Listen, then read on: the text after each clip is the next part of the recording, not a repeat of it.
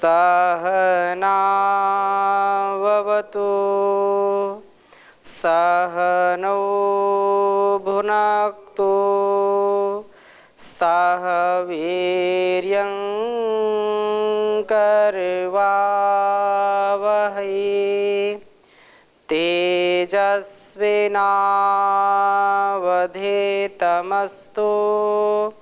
मा विद्विषावहै।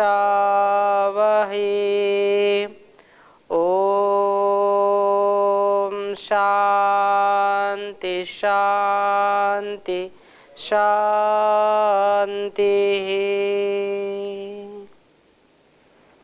वैदिक जीवन पद्धति की इस कक्षा में आप सभी श्रोताओं का, दर्शकों का हृदय की गहराइयों से हार्दिक स्वागत है, अभिनंदन है।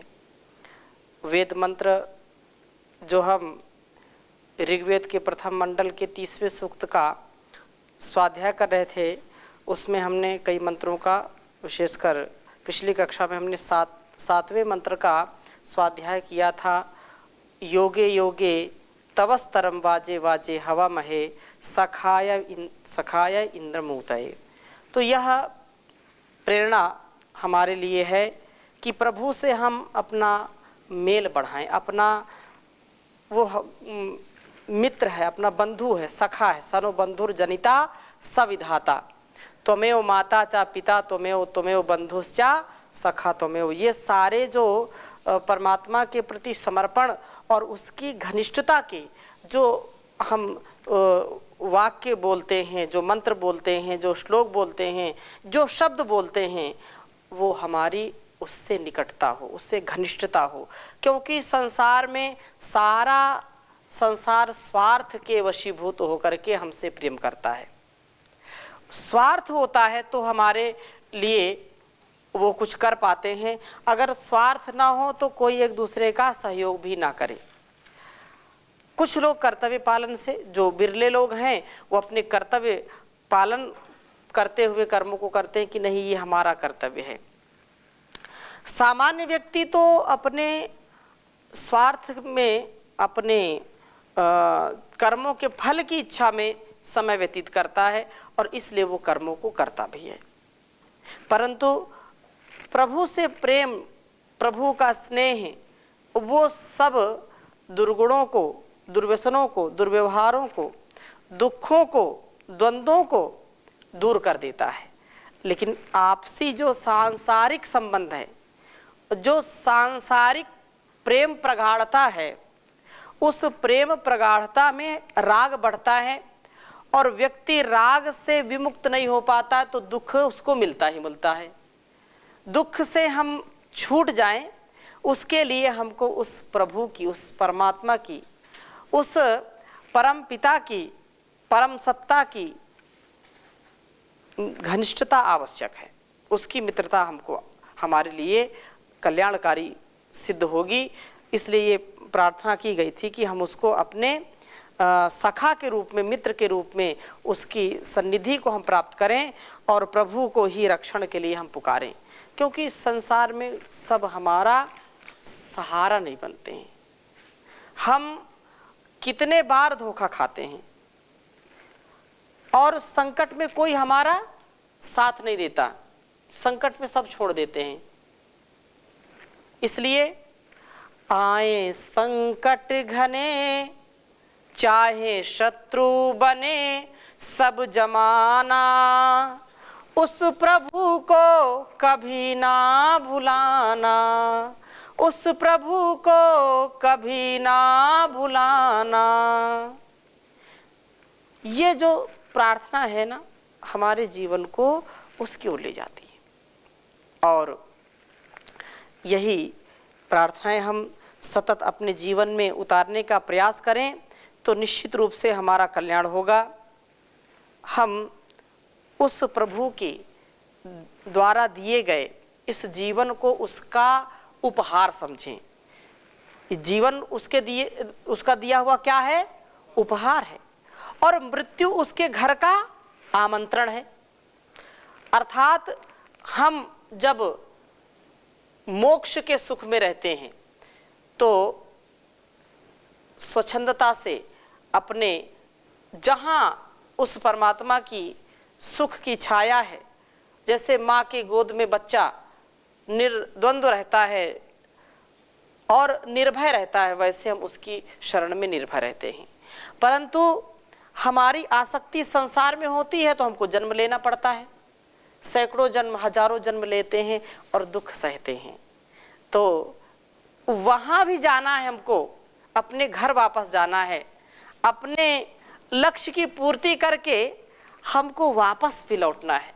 जैसे हजारों हजारों पक्षी यहाँ भारतवर्ष आते हैं, ऋतु के अनुकूल जब होते हैं तो हजारों पक्षी, साइबेरियन पक्षी आते हैं हजारों किलोमीटर दूर की यात्रा करके, लेकिन जब उनका समय आता है तो फिर अपने घर को, अपने देश को वो वापस जाते हैं। इसलिए हम इस संसार में आए हैं, हमको जहाँ से हम आए हैं वहाँ हमको जाना है। ऐसी प्रार्थना घर की ओर हम लक्ष्य बनाएं कि हम इस संसार में जीवन यात्रा में आए हुए हैं, और कहीं ना कहीं जब यात्रा समाप्त होती है तो व्यक्ति यात्रा समाप्त करने के बाद कहाँ जाता है? जो उसका गंतव्य है, उसका जो घर है, या जहाँ उसने अपना लक्ष्य बनाया है। तो बहुत ही सुंदर मंत्र है, मैं इसको लिख रहा हूँ, फिर चर्चा करूँगा इसकी।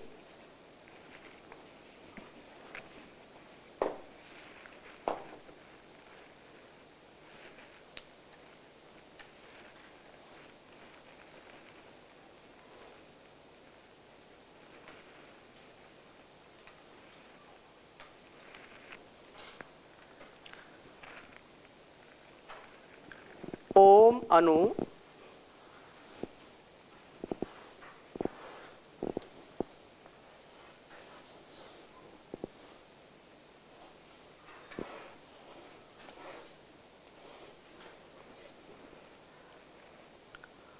अनुप्रत्नस्यौकसो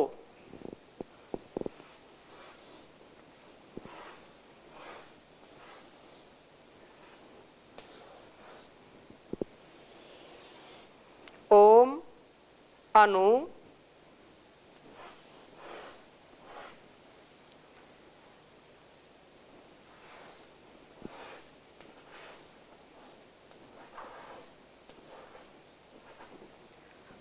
प्रत्नस्यौकसो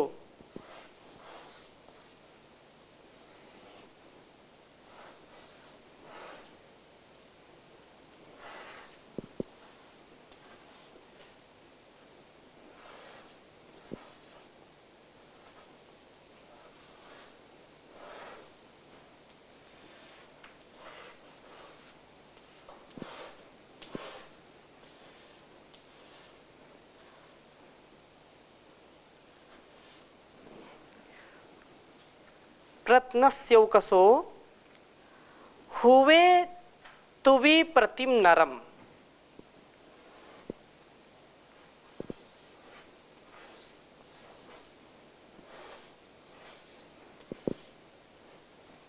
हुवे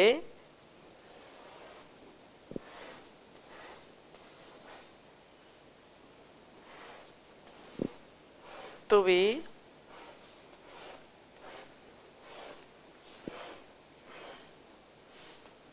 प्रतिम नरम।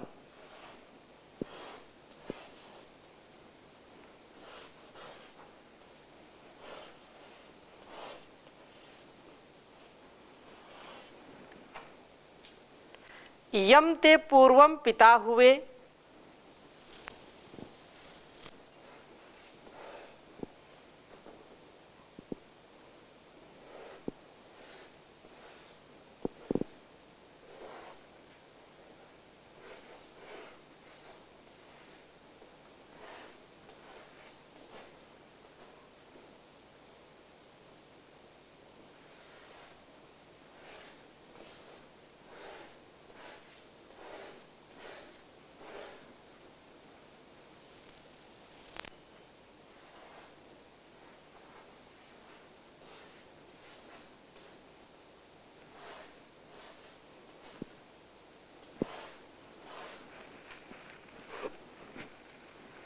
उच्चारण करेंगे। ओम अनुप्रत्नसौकसो प्रत्नस्त्यौ कसो, प्रत्नस्त्यौ कसो, हुवे तुवि प्रतिम नरम, यम ते पूर्वम पिता हुए, ओम अनुप्रत्नस्त्यौ कसो हुवे तुवि प्रतिम नरम,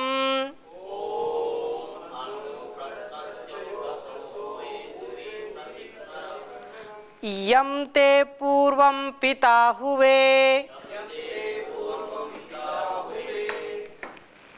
इस मंत्र का अभिप्राय समझने का प्रयास करते हैं हम। अनुप्रत्नस्त्यौ कसो, हम इस जीवन यात्रा में हैं, सफर में हैं। जीवन का बहुत बड़ा लक्ष्य होता है और उस पथ पर हम सतत आगे आगे जाने वाले हैं। हम प्रयत्नशील हैं तथा हमारा घर ब्रह्मलोक है।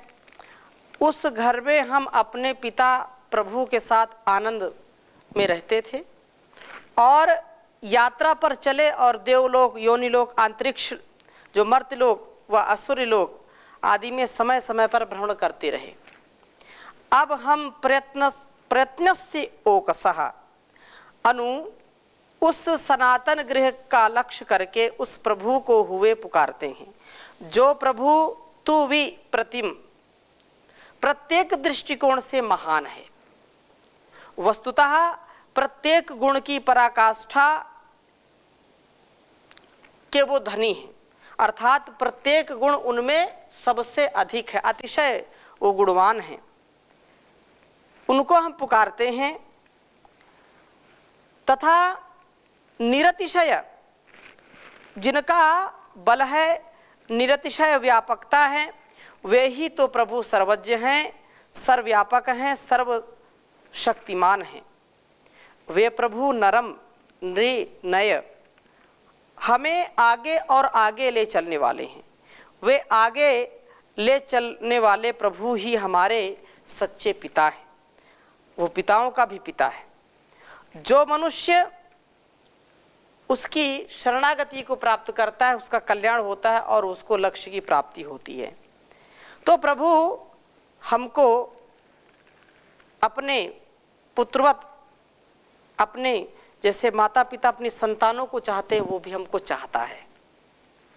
वही तो जो है यहाँ पर प्रार्थना है कि हमको आज कुछ ठोकर लगने पर सनातन घर की याद आती। जब सांसारिक सुख में हमको दुख ही मिला तो हमको उसकी याद आती है। संसार का जो बहरूपियापन है, संसार में जो कदम कदम में धोखाधड़ी होती है, उससे व्यक्ति दुखी हो जाता है और इस दुख के कारण उसका मन इस संसार में लगता नहीं, उसको वैराग्य हो जाता है। होता है तभी ना। जो एक तो जो ज्ञान की पराकाष्ठा में रहते हैं, जो ज्ञान विज्ञान के प्रतिमूर्त होते हैं, उनको ज्ञान पूर्वक होता है वैराग्य। और एक वो व्यक्ति होते हैं कि बस अपने भोग करके जब उनको सुख नहीं मिला तो बाद में उन्होंने वैराग्य अपना लिया, या भोग में उनको जो चाहना थी वो नहीं मिली, संसार के भोग में उनको ठोकर मिली, तो ठोकर खाकर के व्यक्ति की बुद्धि बढ़ती है, बादाम खा करके नहीं बढ़ती है। तो ये भी बोलते अखरोट खाइए, बादाम खाइए तो कुछ बुद्धि बढ़ेगी, लेकिन उससे अधिक बुद्धि कैसे बढ़ती है? अनुभव से, ठोकर खा करके। तो संसार की ठोकर खा करके वो व्यक्ति जब निराश हो जाता है, हताश हो जाता है, तो फिर उस परमात्मा की याद आती है, कोई साथ नहीं देता है। इसलिए यहाँ कहा कि वो जिसकी ओर तेरे पिता तो पूर्वम पहले ही तुझे आने के लिए हुए पुकार रहे हैं। प्रभु तो सदा हमें इस यात्रा में अपने को यात्री समझते हुए यहाँ ही फंसकर ना रह जाने के लिए प्रेरणा देते हैं। जैसे माता पिता और गुरु का यह उपदेश होता है कि ये कहीं मेरी संतान, मेरा शिष्य कहीं दलदल में ना फंस जाए, कहीं भटक ना जाए, तो ऐसे भटकाव से बचना है। तो वो प्रेरणा करता है हमको कि हमको सही दिशा में जाना है।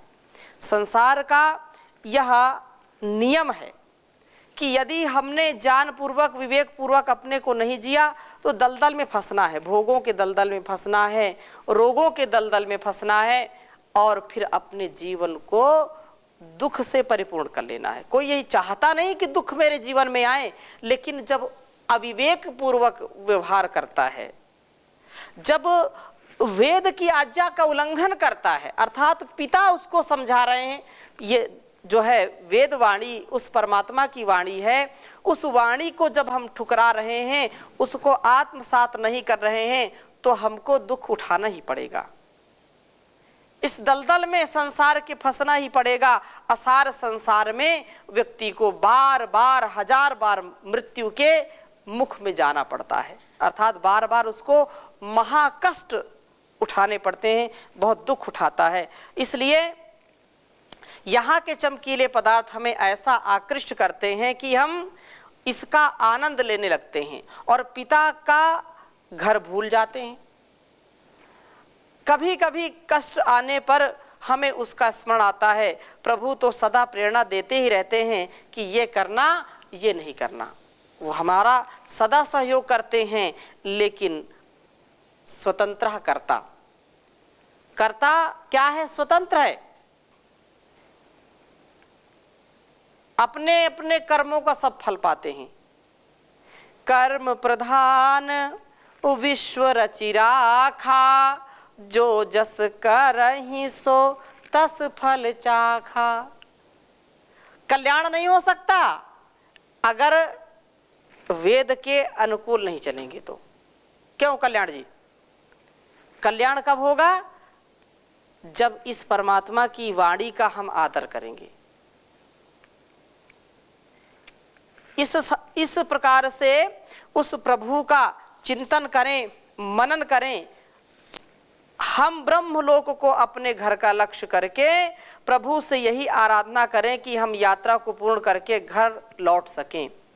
इतना अपने को न उलझा लें इस संसार में, इतनी गुत्थियां ना हम उलझाएं कि वो जीवन भर कभी सुलझ ना सकें, हम अपने घर का रास्ता भटक जाएं, भूल जाएं। तो हमारा ये क्या कर्तव्य है? हम स्वयं अपने मंजिल को पालें, उस प्रभु के द्वारा बताए गए मार्ग का सदा अवलंबन करते, उसका आलंबन लेते हुए आगे बढ़ते रहें, तो हम उस प्रभु का घर पा जाएंगे जहाँ जाने की हमारी मनोवांछा है, जहाँ जाने की हमारी लगन है। और उस लगन में जो मगन रहता है, निश्चित रूप से उसका जीवन चमन बन जाता है। इसके लिए रोज अभ्यास करना पड़ेगा। रोज अभ्यास के द्वारा ही, अब एक दिन आपने याद की घर की और फिर दूसरे दिन लग गए इस भोग के संसार में, इस आसार संसार में, भवसागर में आपको डूबना ही पड़ेगा। इसलिए रोज जैसे हम अपने शरीर को, अपने तन मन को नित्य कर्म करते हैं, रोज खाते पीते सोते हैं, जागते भी हैं, पढ़ते भी हैं, उन्हीं कर्मों का फल हमको निश्चित रूप से भोगना पड़ेगा। जो वेद के अनुकूल हैं उनको जो है पुण्य के रूप में, और जो वेद के प्रतिकूल हम कर्म करते हैं उनको पाप के रूप में हमको कमाना पड़ेगा। सुख और दुख के रूप में हमको वो मिलेंगे। तो हम सदा सुख की कामना करें, और वो सुख कैसा? वो परम सुख, आनंद, उस परमानंद का हम ध्यान करें। संसार का सुख तो आता जाता रहता है, इसलिए प्रभु की इच्छा और प्रभु की भक्ति के द्वारा हम अपने जीवन को सुंदर बनाएं। किसी भी प्रकार से हम अपने इसको धोखा ना दें। ऐसी दृष्टि सबकी होनी चाहिए। परमात्मा का गुण, परमात्मा का जो सामर्थ्य है, उसका हम ध्यान करें। इस प्रकार से सतत इस प्रक्रिया में आगे बढ़ते रहेंगे तो हमारा जीवन जरूर उत्कर्ष को प्राप्त होगा। अगर इस परमात्मा का जो उपदेश आदेश है उसका गुणगान नहीं किया, उसका ध्यान नहीं किया, तो जीवन हमारा शमशान बन जाएगा। इसलिए कवि कहता है, न गाया ईश गुण गाया, कम गुण गाया तो क्या गाया, न भाया पुण्य केवल पाप भाया तो भी क्या भाया, न गाया ईश गुण माया, कगुण गाया तो क्या गाया, न भाया पुण्य केवल पाप मन भाया तो क्या भाया। तुझे संसार सरोवर में कमल की भांति रहना था, न छोड़ी वासना घर छोड़ वन धाया तो क्या धाया, न भाया पुण्य केवल पाप मन भाया तो क्या भाया। किसी का विश्व से अस्तित्व बिल्कुल ही मिटाने को, अमर बेली के सदृश तू कहीं छाया तो क्या छाया, न गाया ईश गुण माया, कगुण गाया तो क्या गाया। परम अनुपम गगन चुंबी महल अपना बनाने को, परम अनुपम गगन चुंबी महल अपना बनाने को, किसी निर्बल दुखी का झोपड़ा ढाया तो क्या ढाया, न भाया पुण्य केवल पाप मन भाया तो क्या भाया। प्रकाशानंद तो तब है खिलाओ औरों को पहले, प्रकाशानंद तो तब है खिलाओ औरों को पहले, मधुर भोजन अकेले आप ही खाया तो क्या खाया, न गाया ईश गुण माया, का गाया तो क्या गाया, न भाया पुण्य केवल पाप मन भाया तो क्या भाया, न गाया ईश गुण माया, का गाया तो ये क्या गाया। तो संसार में हम आकर के यदि उस दाता का, उस विधाता का, उस जगन माता का यदि हमने ध्यान नहीं किया, उसको यदि अपने हृदय में नहीं बसाया, तो संसार में आकर के हमारा कुछ भी कल्याण नहीं हो सकता है।